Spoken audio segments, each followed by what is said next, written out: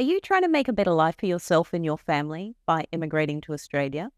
Or are you operating a business that provides aged care services to our valued elderly community members here in Australia? You just can't seem to get enough qualified workers to meet the demand for your services. Well, I'm here to tell you all about the incredible new agreement that could make all your dreams come true. The Australian government recently introduced an aged care industry labour agreement. And this provides a pathway for overseas healthcare workers and aspiring ones to come and work in the aged care sector in Australia.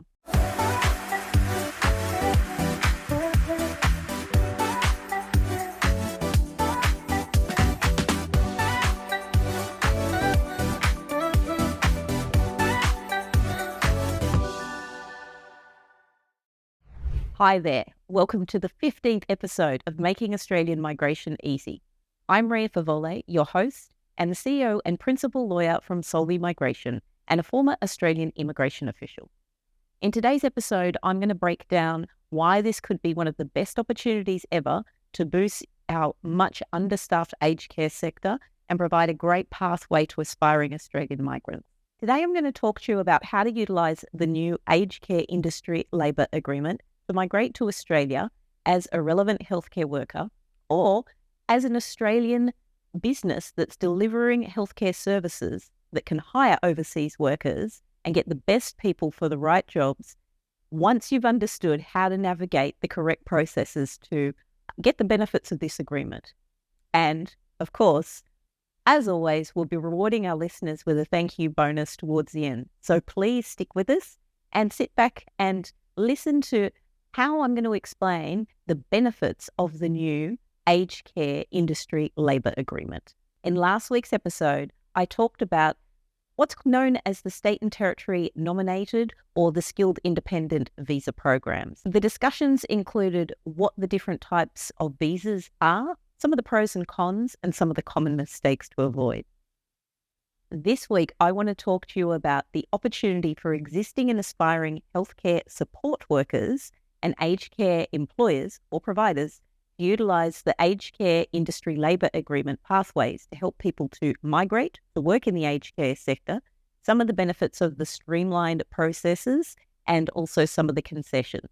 Discussions will include what is the new labour agreement, how can someone migrate under that agreement, and how can businesses who are aged care providers benefit.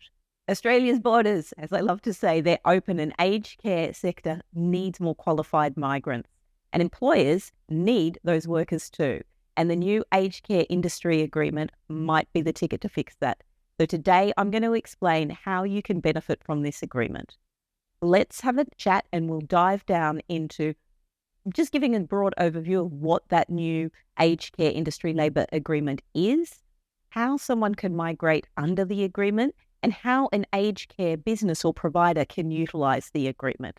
So for the first topic, this whole entire aged care agreement, basically, if you're an overseas healthcare support worker, you want to migrate to Australia, you're in luck. Because a few weeks ago, the aged care minister, Annika Wells, and the immigration minister, Andrew Giles, announced a new aged care industry labour agreement. The agreement has been put in place to address ongoing workforce shortages in the aged care sector and to promote retention of good workers in Australia. And as I said, there's been shortages. I've highlighted this in a number of previous episodes. Here's a really great solution. Some of the roles that will be included are nursing support workers, personal care assistants, and aged and disability carers. So Australia does have an ageing population and we don't have enough people to service the demand.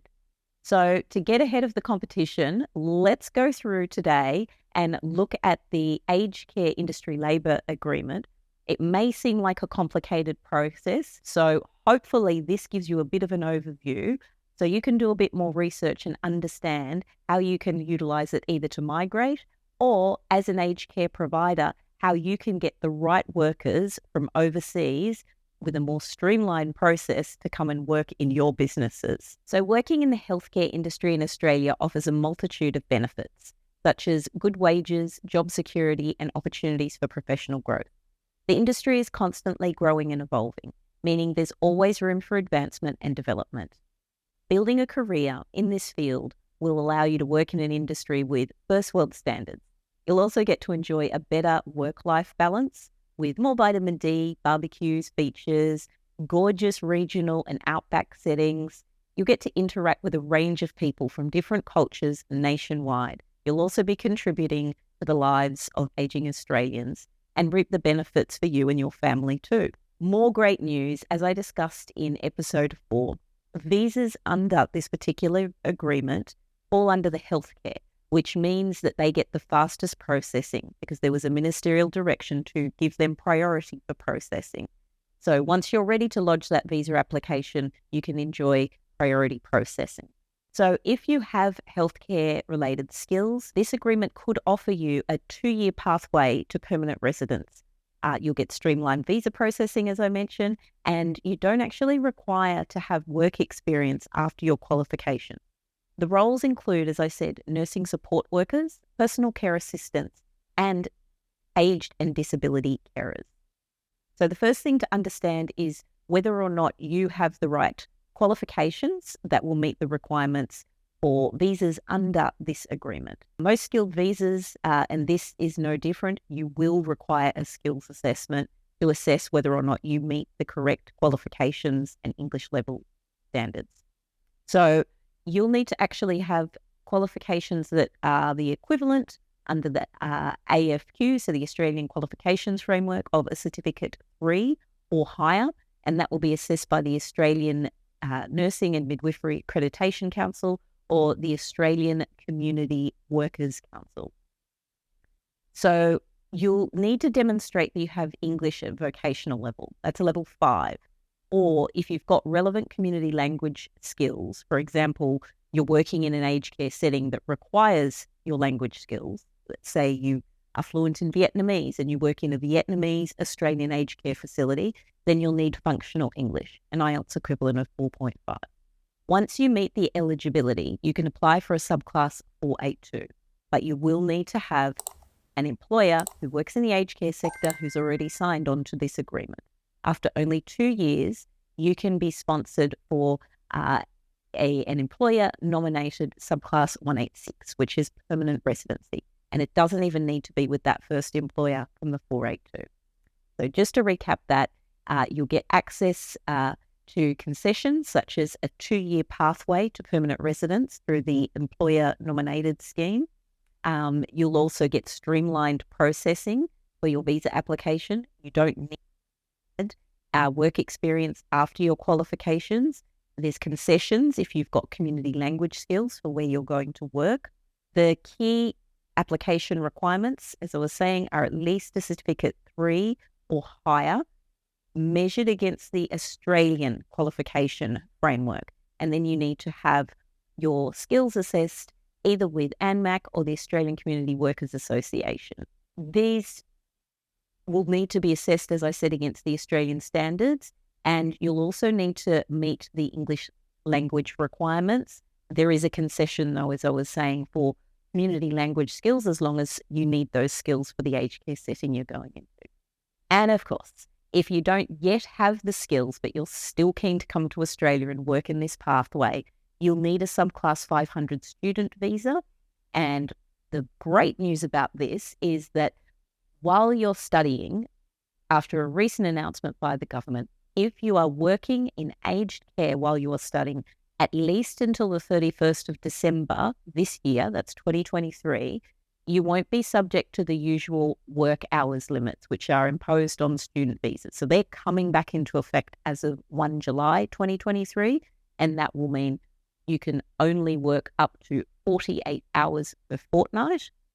However, if you are working in a job in the aged care sector, at least until the end of this year, so the 31st of December, there won't be any limit on work hours. So you would be able to study full-time towards your Certificate 3 or higher in a relevant area of something like individual support or aged care or community services.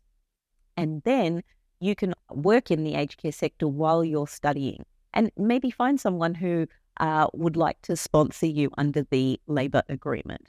So Solvi is actually proud to partner with a number of reputable education providers who delivered the required training to meet the requirements of this labour agreement. So please do get in touch with us if you'd like to find out more. Finally, I would like to discuss how aged care employers or providers can access this amazing agreement to fill your workforce shortages with eager new qualified workers. So the first step is going to be that aged care providers will be required to enter into an MOU, that's a Memorandum of Understanding, with one of the following unions.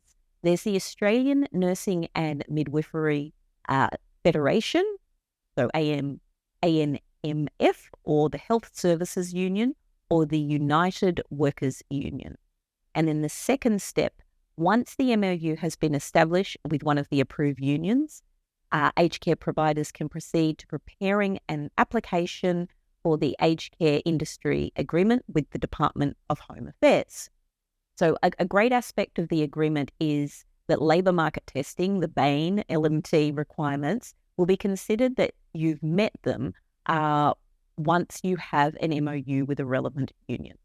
And once the agreement has been established, you'll be able to utilise the temporary skills shortage, that's the subclass 482, for occupations, as I've said, nursing support worker, personal care assistant, aged or disabled carers.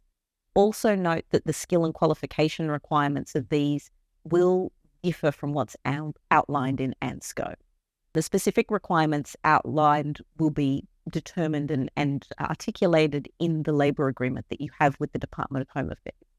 The annual salary is at least $51,222, or the market value, whichever is higher. And of course, there is further information on these agreements on the Australian Department of Home Affairs website. But the problem is many people don't know how to fully benefit from the agreement, and that the process may seem a little complicated. So that's why I'm here today. I've got over 20 years of Australian government policy experience, and the team and I are happy to help you navigate that. So please don't wait. Book a consultation with me or the team at Solvi Migration if you're ready to start the process with the Aged Care Industry Labour Agreement. So just to recap, today I talked about how you can benefit from the Aged Care Industry Labour Agreement. I explained a bit about what that new agreement is, how someone can migrate under the agreement, and how an aged care provider can utilise the agreement to employ workers. Thank you so much for your time and attention today. I really appreciate it, and I hope it's been helpful for you to hear a little bit about this new and exciting labour agreement and how you might benefit from it. So if you're ready to book a consultation right now, please jump onto our website. That's www.solvimigration.com.au. That's solvimigration.com.au. And as a special bonus, when you go to book that consultation, I would like to offer our valued listeners a $50 discount. So when you go to book that consultation, there's a space for a redemption code, and you just need to enter 50 off. That's 50 off, and you'll receive $50 off your first consultation to get you started using this fantastic new agreement. Thank you so much for listening. Please do like, subscribe, and share, and pop in the comments anything else that you would like me to have a talk about in future episodes.